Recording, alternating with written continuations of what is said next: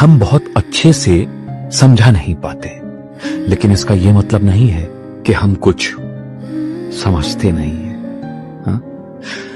हमें किसी झूठ को सच बनाने का ताना बाना बुनना नहीं आता, लेकिन इसका यह मतलब नहीं है कि हमारा सच कमजोर है, हल्का है।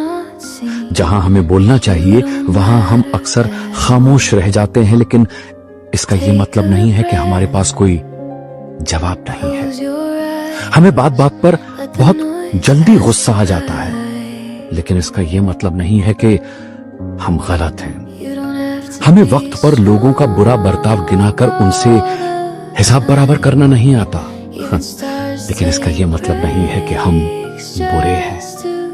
दरअसल बात यह है कि हम ऐसे इसलिए हैं क्योंकि हम जख्म देने वालों को अक्सर माफ करके उनके किए को भुलाकर हर बार बहुत साफ दिल के साथ उनसे मिलते हैं। हम हर बार ये भूलने की भूल कर जाते हैं कि लोग उतने साफ दिल के नहीं होते जितने साफ दिल के हम होते हैं।